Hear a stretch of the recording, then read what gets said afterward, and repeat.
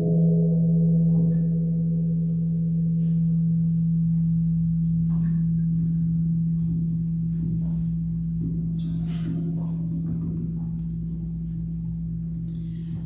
morning, everybody. Welcome to Unity of Mesa. Happy to be here with everyone in the congregation and also to those who are online. Welcome to you. Glad to have everyone present in one way or another, in one time frame or another. It's all the same.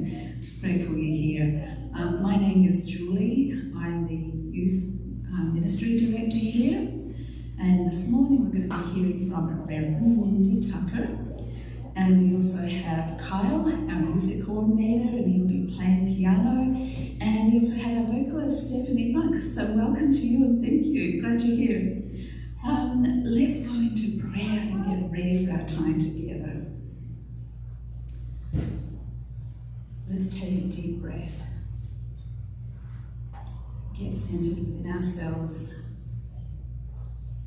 And let's open ourselves to the part of us that receives enlightenment, that is open to the light of Christ, the light that allows a conduit for the knowledge, for whatever it is we need on our spiritual journey.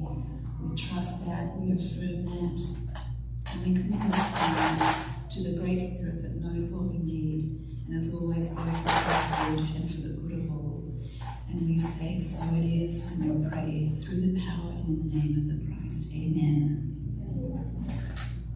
Okay, we have an announcement. We can hand that up on the screen, and it's about Feed My Starving Children, August 26th, so later on this month. And there are sign-up sheets at the back of our sanctuary, so please sign up. And understand if you sign up, you're committed. Please be there. They need you. It's a well-organised machine, and it's good to be part of, right?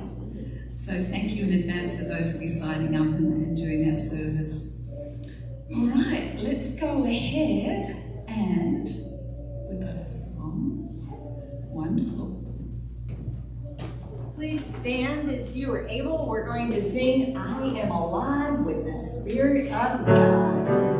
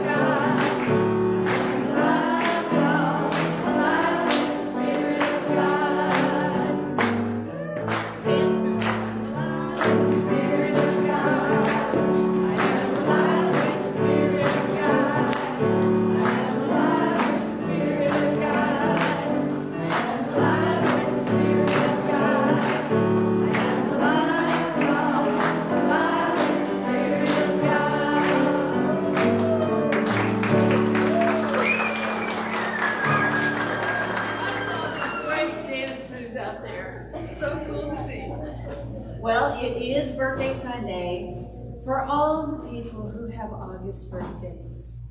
Oh, would that be me? And maybe some of you, if you have an August birthday, please stand so we can sing to you. You and you and you and you and you and you and maybe a few of you online. Happy God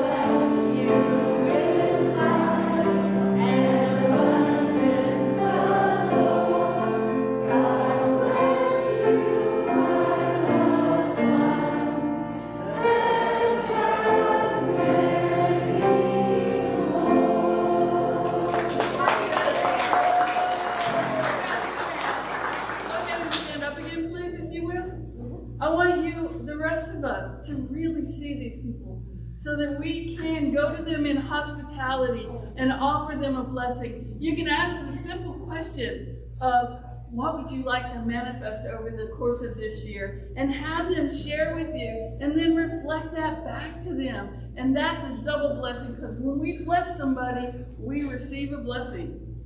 Yay, so thank you, August birthdays. Yes.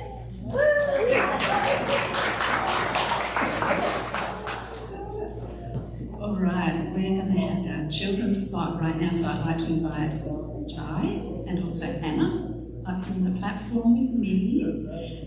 And let's have you stand right here.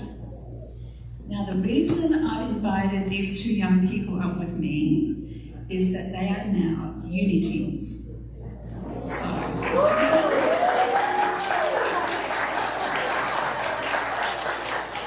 what that means is that they have been in the uni kids in the younger group, and now it's time for them to go up with the older group and have some new experiences.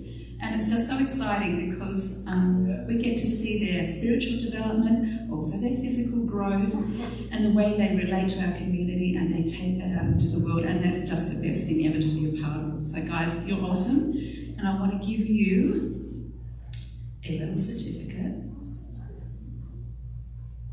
And we've also got just a little gift in there for you to keep. Okay, so congratulations, Anna, and also to Jai. Glad to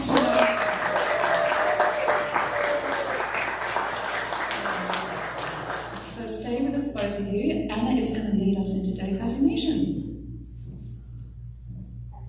Harmony is the song of my life. Say it with me. Harmony is the song of my life. Thank you.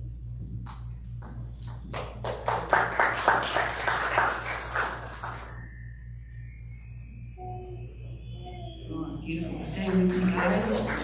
We're going to say a blessing on all of our youth here today and wherever they may be. New school year, we're going to send extra special blessings for success and enjoyment and all good things for them. So let's bless our kids before they go out for their class. Children, we love you, we bless you, we appreciate you, and we behold the Christ you are.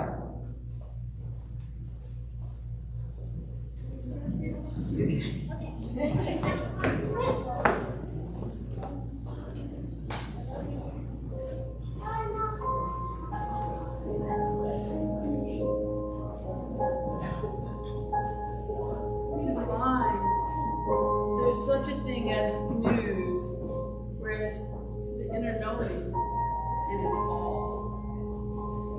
To doubters, this is pain. To believers, it's gospel. To the lover and the visionary, sorry. Start again, please. My apologies. I thought it was, there we go, I'm on. Now I'm on. So I will start again. And I'll put this back so we don't get tons of feedback. To the mind, there's no such thing as news, whereas to the inner knowing, it is all. To the doubters, this is pain. To the believers, it's gospel. To the lover and the visionary, it is life as it's being lived.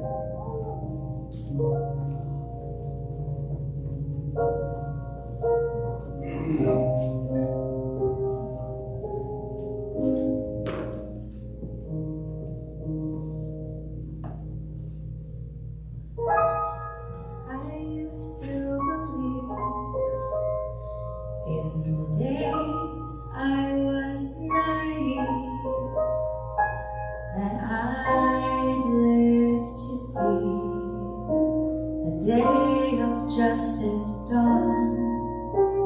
And though I will die long before that morning comes, I'll die while believing still it will come when I am gone.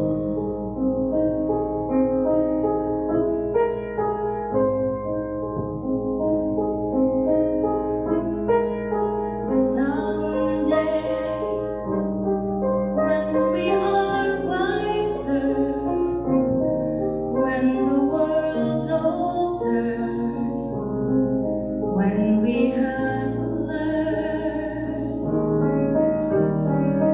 I pray someday we may yet live to live and let live. Someday life will be fairer, need will be rarer, greed will not pay. Godspeed this bright millennium on its way. Let it come someday.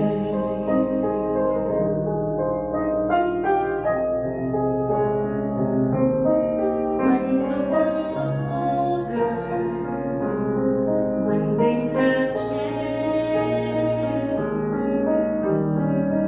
someday these dreams will all be real. Till then we'll wish upon the moon. Change will come one day, someday soon.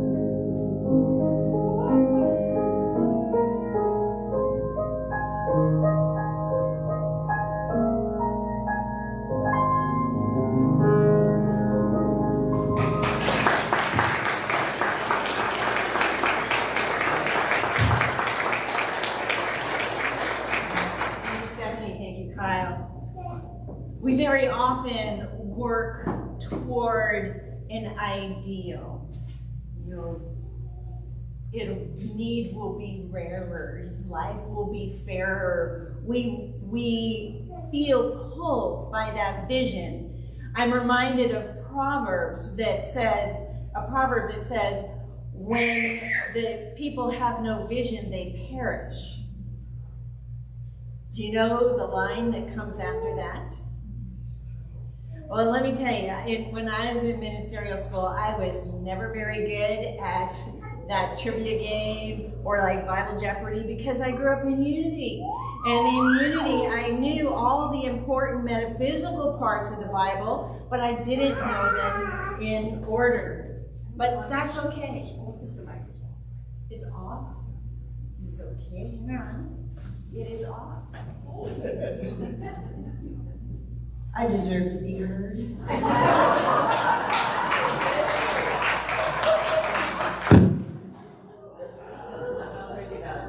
Is it still on? So if I don't move from right here. So I will just give you the Cliff Note version of just what I said. We have an ideal. Very often in life, we work toward that ideal because we want to live a life that will be fairer, and we want to be in a world where need is rarer. And the proverb that sentiment always points me to, because I believe that we're inspired and we're pulled by a vision, is Proverb 28 or 29. That says, see, I grew up in Unity, I know the Bible, but I just don't know it in order. The proverb says, when there is no vision, the people will perish.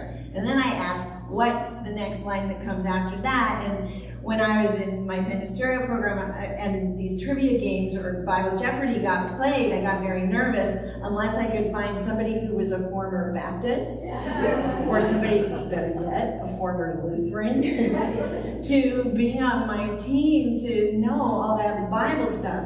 But here's what the next line is, Proverbs 29:18. Where there is no vision, the people perish, but he that keepeth the law, happy is he.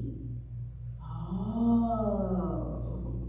We've been studying the gifts of imperfection by Brené Brown. And Brené Brown makes a distinction between happiness and joy. She says joy is tied to spirit. Joy is tied to an attitude of gratitude. In Unity, we would say joy is a state of consciousness. Joy is something we cultivate. Joy is something we all have, but it's up to us to allow it or nurture it, to bring it into our world so that life will be fairer and need will be rarer. Happiness, on the other hand, Brené Brown says, is tied to circumstance. So our happiness is usually an experience or a feeling that we have, which is freedom from our normal cares and worries. Happiness is something we work for. Happiness is something that occurs in a moment. She doesn't quite say it, but she says happiness is fleeting. Reverend Nikki and I are going on vacation. Okay, for the first time in the 16 months that we've been here in Unity of Mesa, we're going on vacation together. And in the last 2 weeks in particular, I have been in a real tiz because I've been thinking about happiness and I've been wanting to cultivate joy. But really, what I've been cultivating is anxiety. You know, does everybody know what to do? Is everybody cross-trained? Have I signed all the checks? You know, it's like, oh, what happens after I get back? Are all the vocalists lined up? Do we have somebody to play the piano? It's like, I've just been in this anxiety. So yesterday I opened the book and I get ready to read Brené Brown. And I get to guidepost number 8, cultivating calm and stillness. Letting go of anxiety as a lifestyle.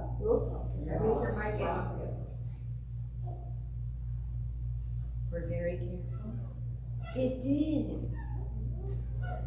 It's going on. Okay, the batteries are not healthy. It's blinking. It won't last long. It's off. Okay. There is this. Wait.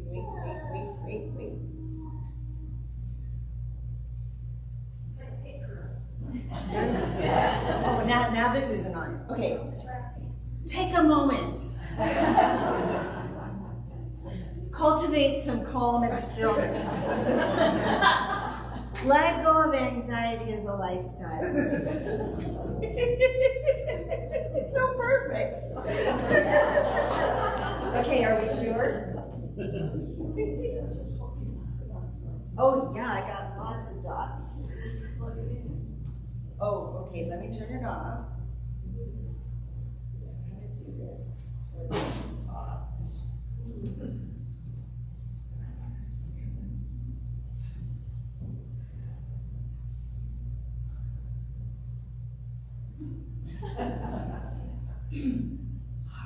What an opportunity. All right. Letting go of anxiety is a lifestyle. There is a proverb, a modern day parable told and adapted by Osho, where there is this great teacher who's sitting at the shore. He's sitting right there on the beach by the side of the ocean, and a man who is over everything and distraught and feeling at wit's end and knowing that something has got to shift for him, approaches this great teacher, and he comes up to him and he touches his feet and he says, "Oh, great teacher, please tell me what I can do to experience calm and stillness. I will do anything that you suggest." And the teacher closes his eyes and just sits there.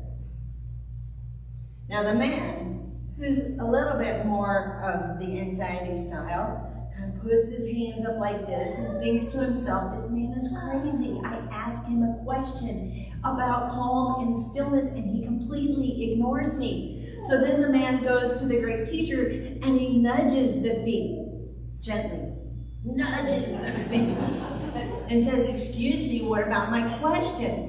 And the great teacher responds and says, I gave you the answer, just silently. The grass will grow by itself.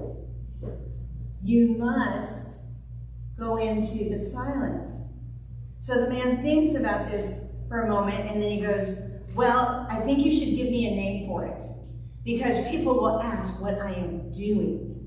And the great teacher thinks for a moment and he says, and then he writes in the sand and he writes, meditation.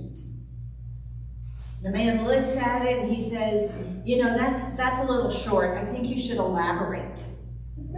So the great teacher then, in uppercase 12-inch high letters, writes in the sand, meditation. And the man says, I don't get it. And the great teacher says, if I tell you anything more, it will be directive and difficult. I'm giving you the opportunity to open yourself to your own inner creativity and live the spiritual life that is yours to live. Amen.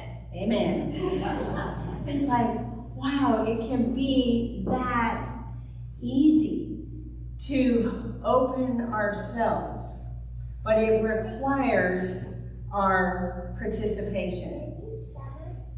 It requires an opportunity for us to recognize that we are capable of doing anything. Thomas Edison said, if we did all the things we were capable of doing, we would literally astound ourselves. Can you imagine doing all the things that you were capable of doing? You know that feeling of being astounded? It's like when you're watching a sporting event and there's that Hail Mary pass in the last 2 seconds of the game and it's successful. I mean, that's astounding. Astounding is that combination of surprise and awe and profound knowing that that's exactly the way life is supposed to work out. It's like when you have that surgery that people were like, I don't know, it's kind of risky, and you're like, I'm gonna do it anyway, and you're just absolutely astounded at how well your body responds to that choice. It's like, maybe I'm just speaking for myself because I think it's a little audacious to consider that I'm capable of doing astounding things day after day, moment after moment. But when I stop and think about it, I have the capacity to express my own inner capacity for astounding experiences. I am a beloved expression of God. I have the seed of perfection within me. I have the seed of wholeness within me. I have the seed of astounding within me. You know, kind of put your hands on your hips. Practice it a little bit. I have the seed of astounding within me. One person. I have the seed of astounding. Okay, 2 people. Maybe there's more online. Okay, I hear you. I hear you, but we each have that seed of astounding within us. A number of years ago, on an archaeological dig, the archaeologists discovered a seed and they took it back to the lab and they did this analysis on the seed and they realized that the seed was over 1,000 years old. They thought that was pretty amazing, so they put it in this very special place in the lab, and not long after that, one of the lab techs spilled water on it. The archaeologists noticed that seed had plumped up. That seed looked like it was going to grow, so they planted it, and they nurtured it with some more water, and nurtured it with some sunlight, and sure enough, that seed took root, and it sprouted. And it just really goes to show that even a seed that has been dormant for a millennia still has life within it. Given the right environment, it will grow. So Lordy, Lordy, Lordy, how many times have we felt like there's a 1,000-year-old seed inside of us? Given the right environment, we can nurture that seed so it will grow. Now, Brene Brown's book has these 10 guideposts, and each one is about cultivating those seeds that lie within us, cultivating that which we already have. Guidepost number 6 is cultivating creativity, letting go of comparison. Now, I could talk for a month of Sundays about how spiritually debilitating comparison is, how it doesn't support our well-being when we begin to compare ourselves to someone else, when we begin to compare our bank accounts to someone else. Okay, I'm not going there, but maybe someday I will. Today, we're talking about cultivating creativity. So the invitation is to take a look at that creativity within us and figure out what we need to do on purpose to drop a few drops of water on our heart and see what grows, see what magnificent grows. Cultivating a consciousness of creativity is really about being clear and specific and nurturing. It's about recognizing that the seed is within us. It's about taking the time to let go of anxiety, to let go of all those other things that get in our way, and begin to turn our attention to ourselves. Now, cultivating a consciousness of creativity requires our participation. There's a story about a traveling salesman who was going across country, and as he was going across the country, in one particular part of the countryside, he saw this glorious farm.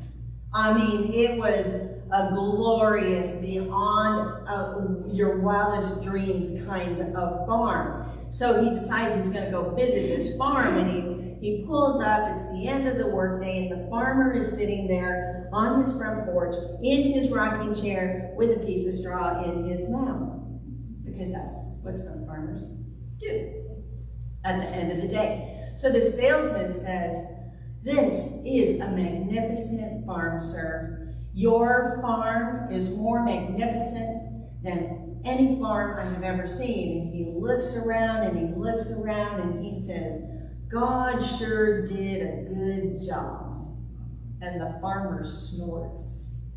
The farmer says, "Yeah, I guess so, but you should have seen it when God had it alone."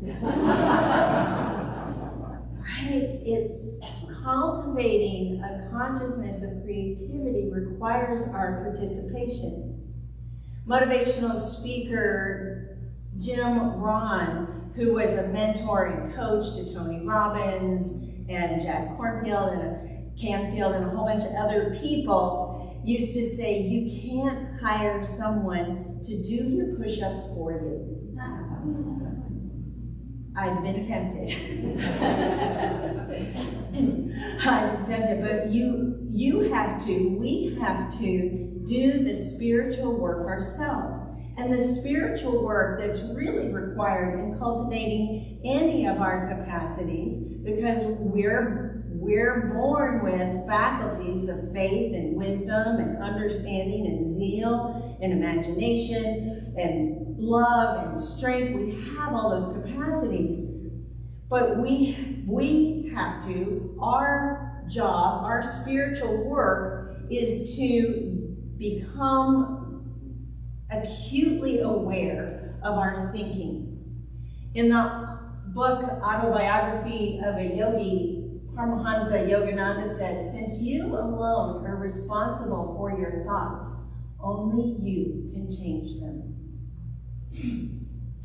Remember that the law works at all times and that you are always demonstrating according to the kinds of thoughts you habitually entertain.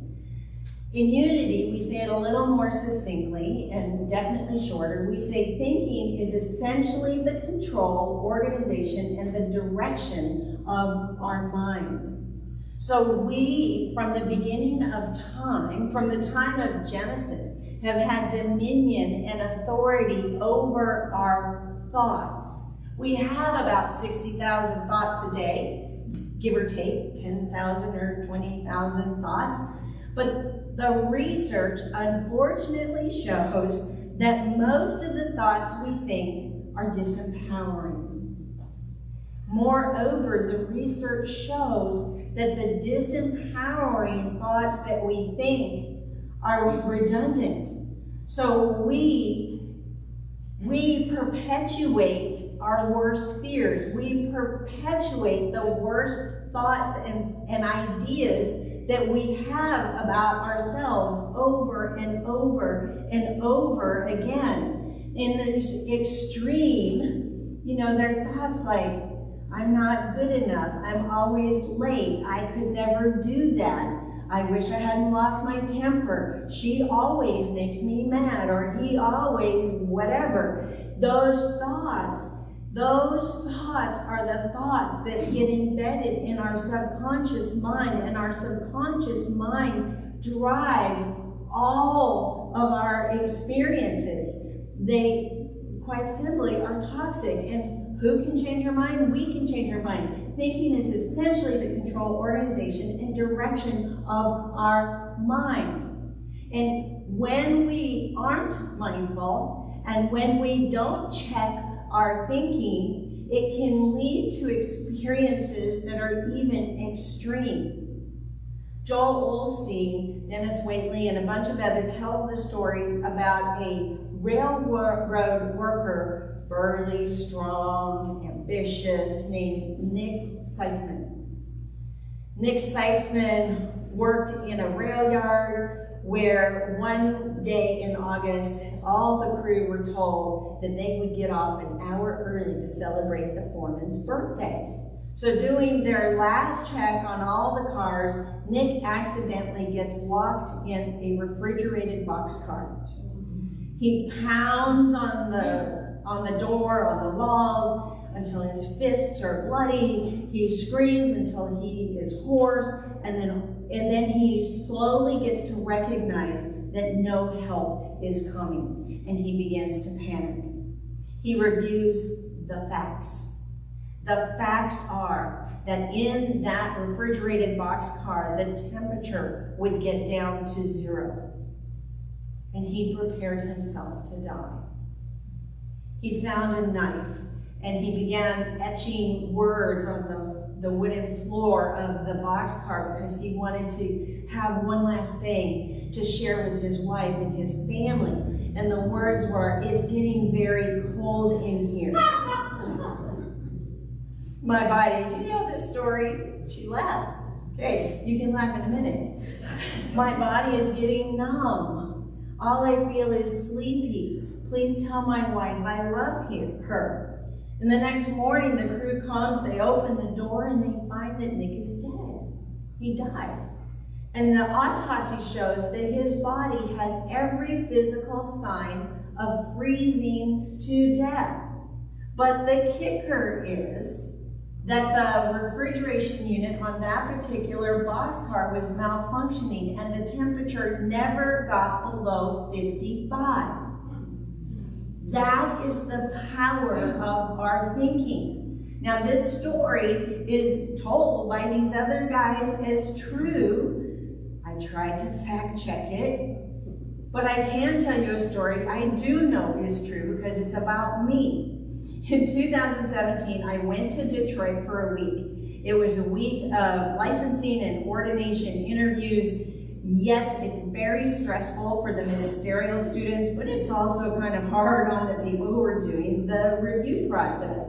Then I went from there to Kansas City to Unity Village, where I sat on the budget and finance team for Unity Worldwide Ministry. So it was another week of intense, hard, critically important for our movement kind of decisions. And at the end of the week, I was driving back to my friend's house where I was staying, and my thoughts were, all I want to do is put my feet up. All I want to do is to be able to do nothing. And then I got out of my car and I walked up her driveway, and between her driveway and the walkway that went to her front door, there was a differential of about this much. And I sprained my ankle. So yeah, pretty astounding that we can create, and that we're creative beings, and that we're always working out the law, but that was not the kind of astounding creativity that I really wanted to cultivate, even though it did get me off my feet. Every one of Brene Brown's guideposts is designed to support that cultivation, that growing of the seeds, that nurturing, that invitation to learn something new. When I was in elementary school, inside the matchbook covers, you know, the regular old wooden, not wooden, but the cardboard kind of matches that folded, inside those covers were advertisements. And I remember the advertisement, in 90 days, you can learn how to play the harmonica. In 90 days, you can learn how to draw. And I'm sure you could have learned other things in 90 days, but those are the two I remembered. And I want you to know that I know this, not because I played with matches, but because my mom was a smoker, so we had matches all over the house. Now, I completely forgot about the 90-day thing until one of my colleagues, Renee, was telling me about another colleague named Jack, and how Jack, who was a smoker, had looked at the inside of that and said, you know, I could learn how to do this in 90 days. And he challenged himself. And then he said he came up against all these spiritual roadblocks, it was so spiritual, even though he was doing something that was very material in those 90 days, and then how he grew. And Renee thought this was hysterically entertaining, until Jack turned around to Renee and said, now you do it in 90 days. I challenge you. So Renee is telling me the story, which I am laughing at, and then Renee does, you know what? He turns around and gives me that 90-day challenge. But Brene Brown's guidebook is so perfect for engaging in 90-day challenges, because guidepost number 6 through 10 is about letting go of comparison, letting go of exhaustion as a status symbol, letting go of anxiety as a lifestyle, letting go of self-doubt, letting go of being cool and always in control. Are you laughing yet? Because you know what's coming. You should, yeah, the breath just went out of the room. No, you're not going to give us a 90-day challenge. Yeah, I am. But I'm also going to challenge myself so we can walk our spiritual journey together. 90 days from now, in 90 days, I'm going to learn how to play the flute. 90 days from now, which is November 5th, I will play the flute for Unity of Mesa in meditation. I'll just stand here and hyperventilate and breathe. Maybe not yet, but about October 30th, I'll be hyperventilating. Oh wait, maybe I will. No, because I'll have to let go of being cool and being totally in control. So, 90 days. The 90-day challenge. I'm going to learn how to play the flute. What are you going to learn? You can learn to sew some pillow covers. You can learn to make a birdhouse. I'm not looking at Janet Tully because she already knows how to play pickleball, but you, some other you, could learn how to play pickleball or mahjong. What are you going to learn? You have all the capacities of God. You've got a vision. You don't have to worry about perishing. You just simply have to engage in the law. You have to cultivate your consciousness of joy and gratitude. Every day you'll learn a little bit more of what it is. So after service, if you're here today, let me know what you're going to do. And if you're watching online, write it in the chat. Reverend Nikki is really good about reading the chat, and she'll tell me what you say. But think of something. If you don't think of something today, send me an email. ReverendMindy@unityofmesa.org. 90 days. In 90 days, I will learn the trombone. You can join me in playing meditation. Think about it. Think about it. Think about it.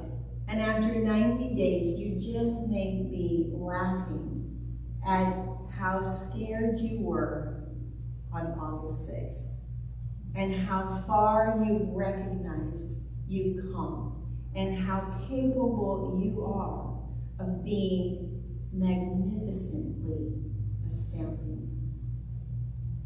You are holy light. Let's sing our way into meditation. Breathe, breathe, breathe. It's called meditation. The grass will grow on its own. We'll be fine.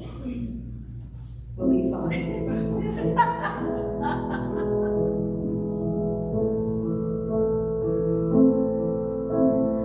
I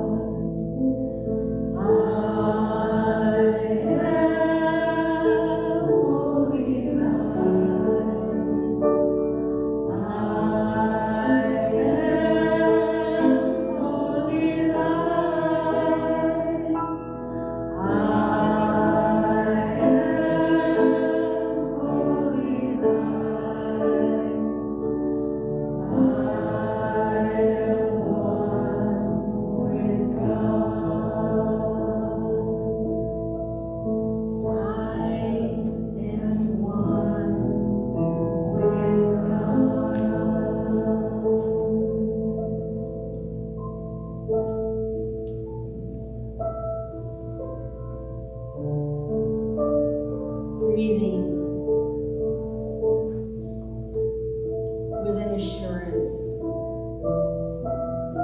with a great faith in God and in our own capacity to grow.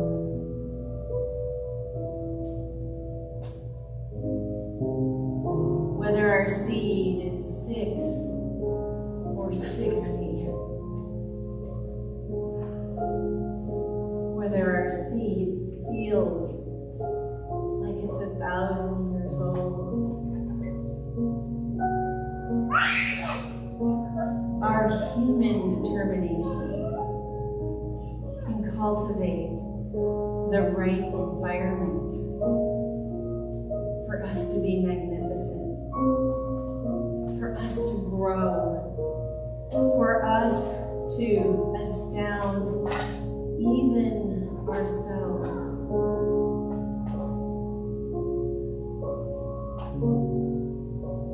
From the inside out, we draw upon our imagination, our wisdom, our understanding, our strength, our perfect health, so that from the inside out, we begin to express with great gratitude our own glory, our own light.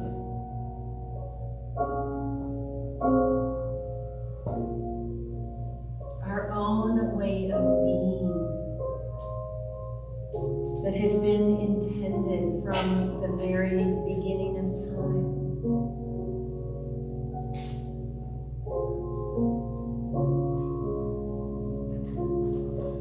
And so we sit in this rich and fertile environment, in pure potentiality and pure possibility.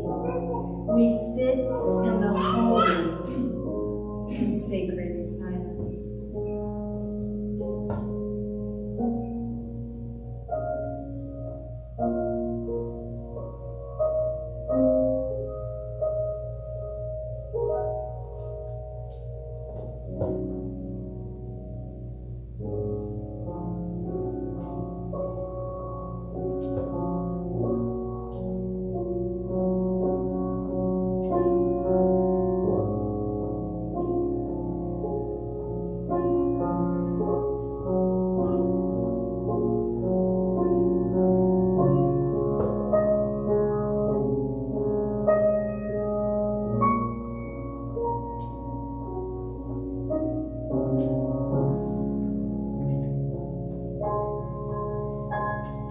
We can,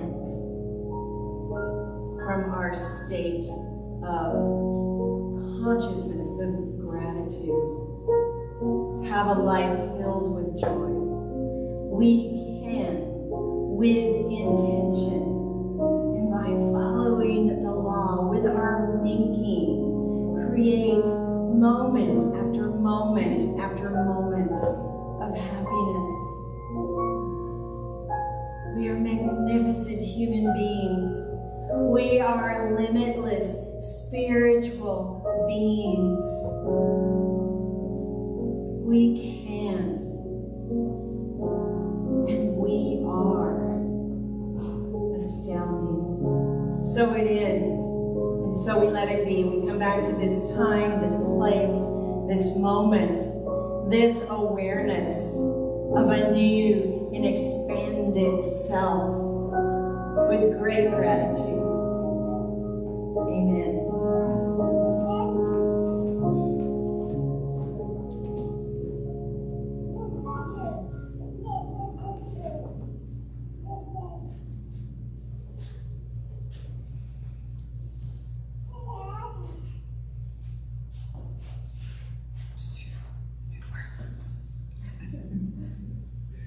Stop saying hello, hello. So we are astounding community, a generous and wonderful community. And we're incredibly grateful for all that is given to us, that all is shared with us. So we're just really grateful for all of you. We have a number of ways to give to help support this community, to support the church, to keep the lights on, people paid, all the things that need to go on just to keep this place going. But there are a number of ways to give. Online, it's pretty simple.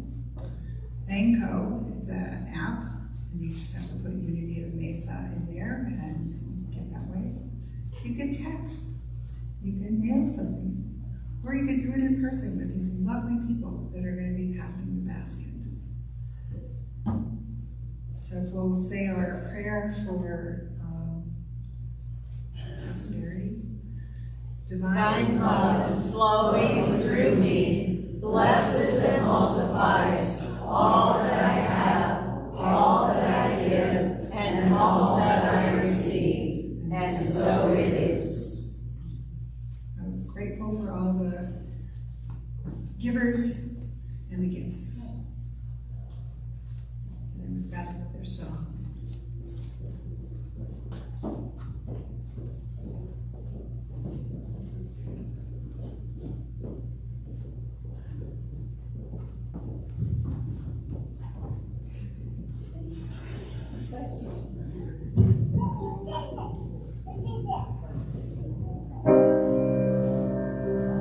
You've got to get up every morning with a smile on your face and show the world all the love in your heart. When people are gonna treat you better, you're gonna find, yes you will, that you're beautiful as you feel.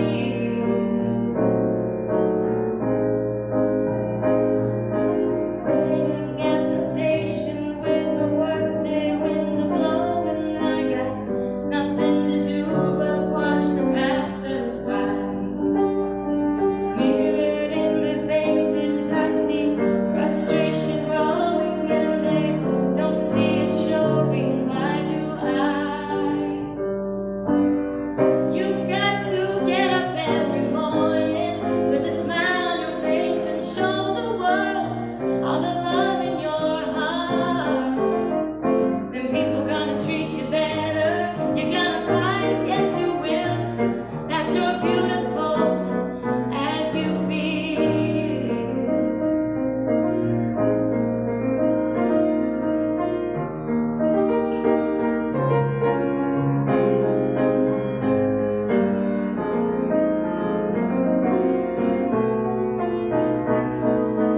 I have often asked myself the reason for the sadness in a world where tears are just a lullaby. If there's any answer, maybe love can end the madness, maybe not, but oh, but we can only try.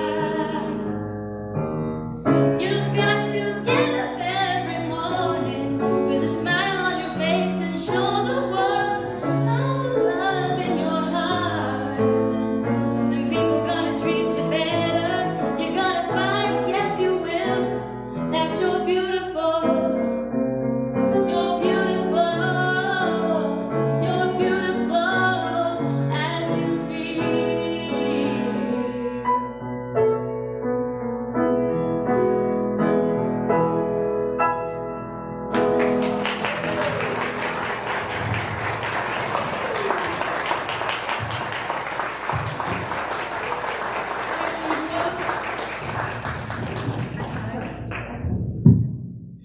I just wanted to say, you guys have missed this wonderful dancer up front.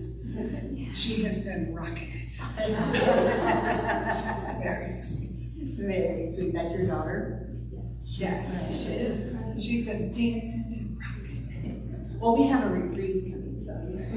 You can see her again. So let's bless the offering, please. Thank you. We are one with the opulence of God. We are now in the flow of infinite abundance, and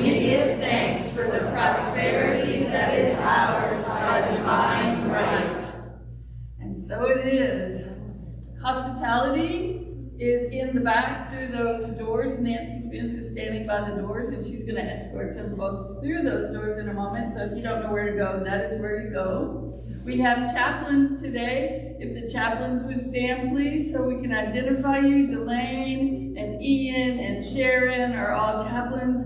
Make a line.